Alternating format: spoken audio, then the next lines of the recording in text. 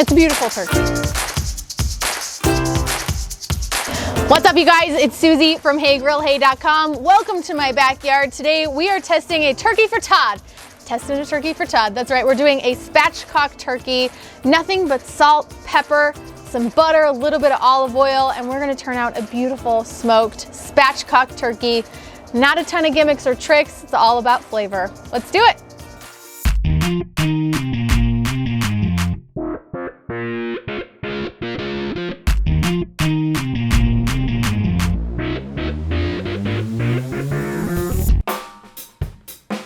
We're starting with a 15-pound spatchcocked turkey.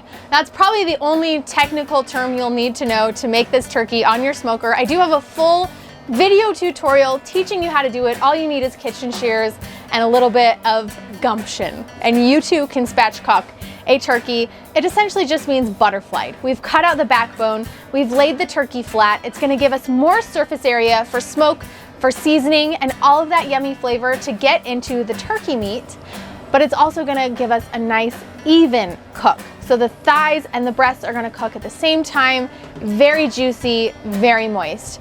Now, I said this wasn't a gimmicky turkey. I know we spatchcocked it, but other than that, we're keeping the prep incredibly simple. There are a million recipes for turkey out there, and they include everything from wet brining, dry brining, purchasing from the store, and raw, air chilled, all of the things that you can do with turkey.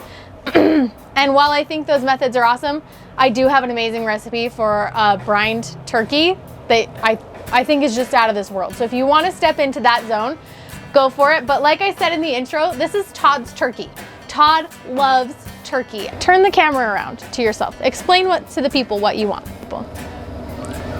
Okay, look. Sometimes Susie overseasons the turkey. I'll say it. And for my taste, I just want to taste some smoked turkey. I don't want to taste all the other stuff. I just want smoked turkey. That's it. Is that what you want me to say? Yes. Makes me sound like a jerk, but no, I don't think so. I'm not trying to be a jerk. I just want smoked turkey. I think that's fair. I don't want smoked paprika, onion powder turkey. I want that's fair. Smoked turkey. All right, give it back to me. Send it back. All right. So that's the inspiration for today's turkey. And he's right. Normally I would put on my turkey rub, or I would season this liberally with chicken seasoning, or I would make a compound herb butter to put under the skin. But since this turkey is for Todd, and a lot of people I think at home that face the same conundrum of, I don't want to brine this 3 days in advance, I don't want to deal with all the stuff. Maybe the grocery store is out of fresh herbs, I don't know. You can make an absolutely delicious turkey in a very, very simple way. And so, like I said, all we have is a 15-pound turkey straight from the grocery store. This is pre-brined, meaning it's been injected with a saline solution. They're typically up to about 10% a saline solution. The giblets, the backbone, have been removed, and this thing is prepped and ready to start seasoning. So that's what we're gonna do. Your turkeys are delicious, by the way. I do make delicious turkeys, but Todd likes simple. He loves simple flavors, and I like to feed people what makes them happy. So I can do a very simple, beautiful smoked turkey today. You're welcome. So we have our smoker running 275 degrees. 275 means that the skin won't get dry and rubbery. It'll hopefully get golden brown and delicious. And we are running today almond wood, which is a new wood flavor that we've been using recently. I've really enjoyed it. I think it will be a beautiful complement to this bird. If you don't have almond wood at home, you can use your favorite smoking wood. I think pecan is lovely with turkey. I think maple is lovely with turkey. Any of the fruit woods will complement turkey exceptionally well. So that's how we're gonna get started, and then let's season it, yeah? Yep. Okie dokie. I'm gonna start by flipping the bird over breast side down. This is one of the benefits of spatchcock turkey is when you are cooking a whole turkey, you don't really have the opportunity to address the interior cavity like you do when it's spatchcocked. So I'm gonna drizzle this with my olive oil. Rub that all over. And then season simply, per Todd's request, with kosher salt and coarse ground black pepper.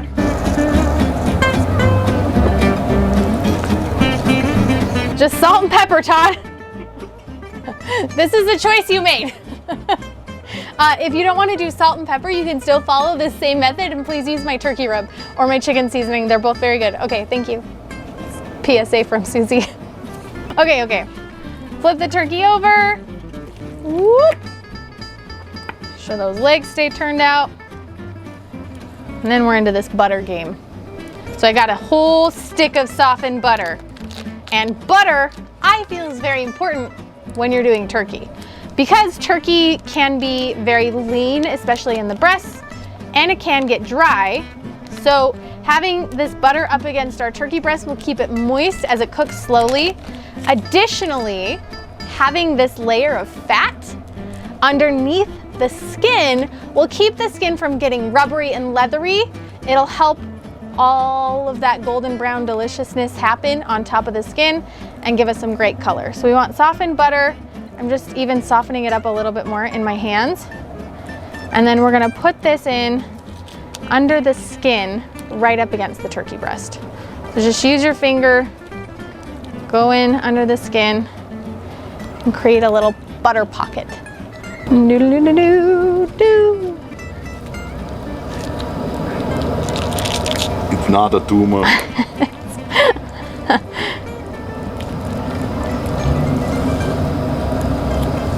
Okay, and then I'm gonna do the same, a couple tablespoons on top of each of the thighs.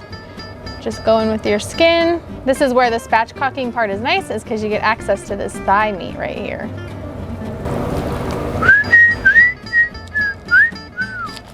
Once you have your butter under the skin, just use your hands to kind of spread it out into a nice even butter layer. Give your turkey a little butter massage. I'm gonna do something here that is not easy for me to do. I'm gonna admit that you're right. Sometimes I think, you know, for the sake of being cutting edge or exciting or doing something different, we forget to pay homage to the classics. And sometimes we lose the flavor of what makes the meat great in the first place. And so I'm actually really excited about this turkey. I'm excited to do a turkey that is very simply seasoned. I really am thrilled to be able to taste the meat and the butter and the salt and the pepper and the smoke. It's fun to try new things, but I also think it's fun to stick to the classics and do what's good because it's good. Is that fair? Fair. Okay. We got our buttered turkey. I'm gonna hit the top with olive oil. It's gonna help the seasoning stick, but it's also gonna add the fat that we need on the outside of the skin to get that golden brown delicious color.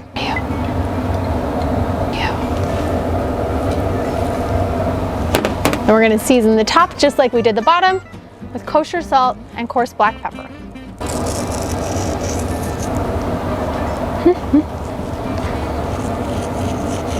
I already like this. Just making sure I don't have any gaps in my seasoning. It's evenly seasoned all the way across the top. It's a beautiful turkey. This is going directly on the grill grates of our 275-degree smoker. If you are one that likes to save the drippings for gravy, what have you, you can place this bird on a flat cooling rack, much like you would use to cool cookies when they're done baking.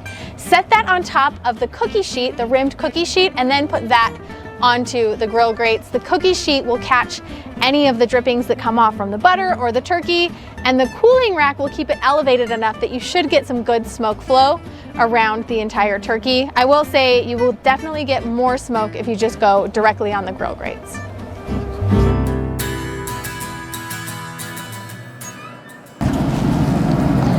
Let's go, pretty turkey friend.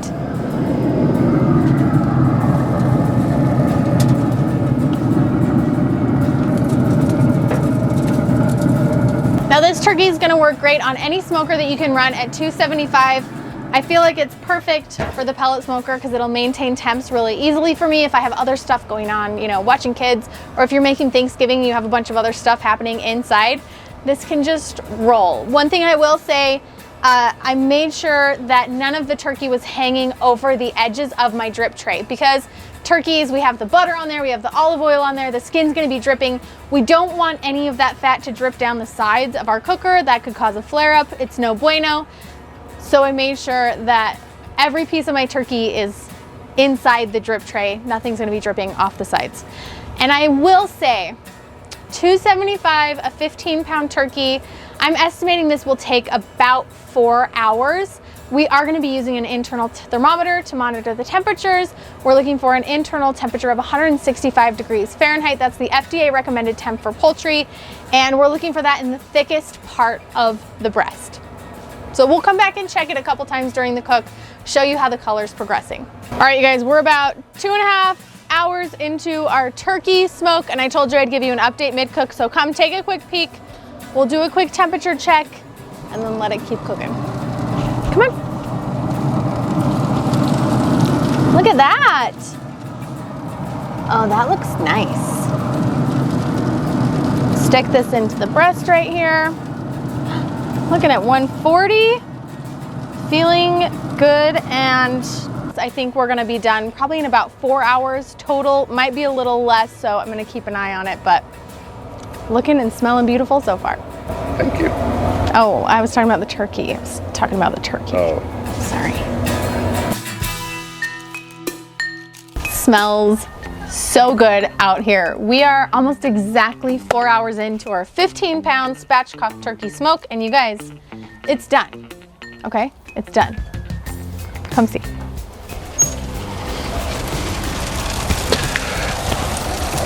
Skin looks beautiful and soft. This isn't a crispy skin bird, but it's a soft edible skin. All right, for temps, we're at 165 in the thickest part of the breast. That means it's gonna be juicy and totally cooked all the way through. In the thighs, I'm seeing 175, which is higher than 165, but that's where I want it to be. There are actually some tendons and connective tissues in the thighs that start to break down at those higher temperatures. So that means you're gonna have really moist, succulent turkey because there's more fat in the thighs, but it's gonna be really tender also. And now I just have to get this turkey from here to here. This is where if you were cooking this on a cookie sheet, you might have an advantage. This is gonna be fine. The thing we gotta watch out for here is the leg falling off. Is the leg falling off. Test it. Easy. Ooh, it's juicy. Ooh. I did it. I should have helped, I'm sorry. You wanted to watch me drop it. No. That looks so pretty. It looks beautiful. You're coming in, here I go.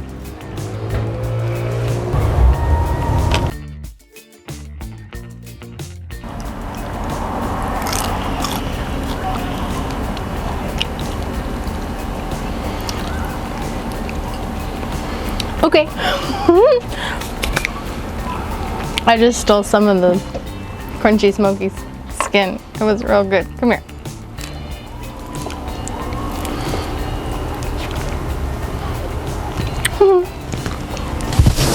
Okay, let's talk about carving a spatchcock turkey. I like to start with the thighs and the legs. Be amazed at the simplicity. So you just take this right off. Dun, dun, dun, dun. And then you can simply separate the leg from the thigh. You act like you've done this before. I have dispatched a few turkeys in my day. Leave the legs whole for the happy little carnivores. We always have a few in our household that go for the legs first. And then as far as the thighs go, you can either serve the thigh as is. I'm just gonna eat this as this happens, okay? Don't worry about it. It's gonna be fine. It's so delicious. Or my dad always liked to pull the thighs. So take the skin off, cut the thighs into pieces, and then pull the dark meat. So I think that's what I'm gonna do. I'm gonna take this beautiful buttery skin right here and set it aside.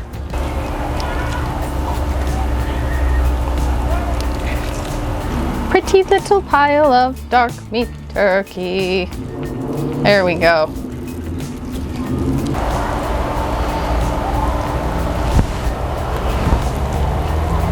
Got our beautiful pulled thigh meat, and I have been munching on it. It's very delicious.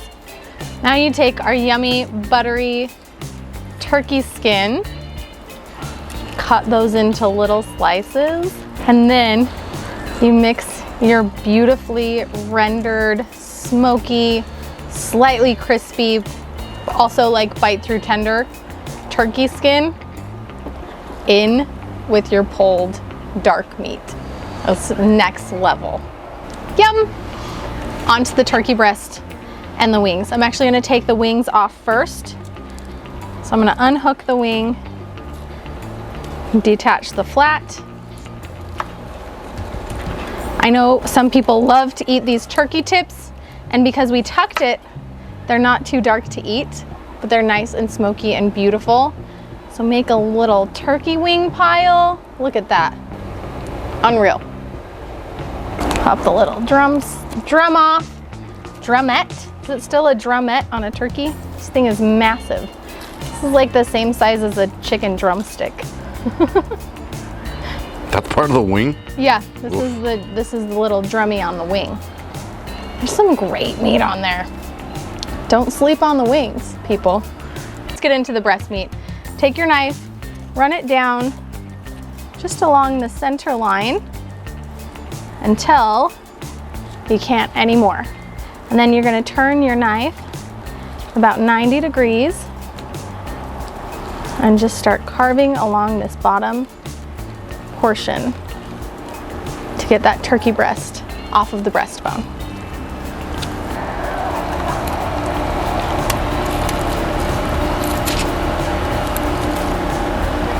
Perfect. And you might notice some pink along the edges of the breastbone here. That's from the smoke, my friends. That is not an undercooked turkey. Smoke causes a chemical reaction where it will change meat's color, so it's a little bit pink.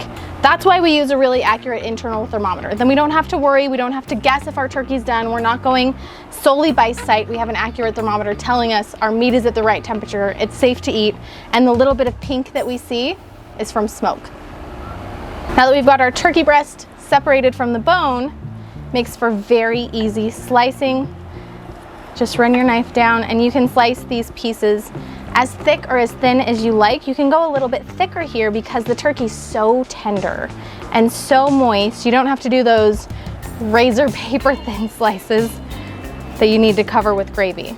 However, if you did want to slice this thinner for sandwiches, totally doable. And the beautiful thing about this is every single piece of turkey breast has a portion of skin on the top. All right, I'm gonna finish cutting this. Todd, come in, you can have a little piece. We'll do a taste test. But anyway, hold on, come here. Repeat on the other side. Thus concludes your carving instructions. Because Todd and I wanna taste test this. We had little pieces of the thigh, but I think the real true test of a good turkey is the breast. Can it be flavorful? Can it be moist and juicy? I say yes. Come here. So it's not brined. This is, it's just pre-brined. Pre-brined from the store. We didn't add anything to it. You guys, this is salt, pepper, butter, and smoke. Okay, I'm gonna give the camera to Todd because taste test Todd. And honestly, since I smoked this turkey for him, his real review is the most important thing to me.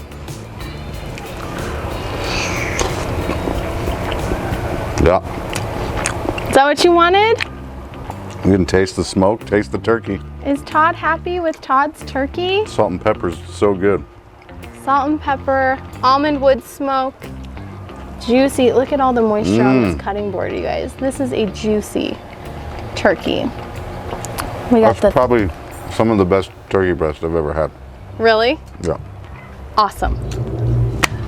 Absolutely awesome.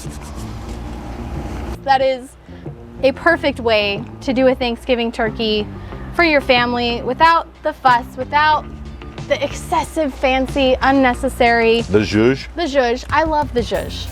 Todd likes it simple. If you're a Todd, you would freaking love this spatchcock turkey.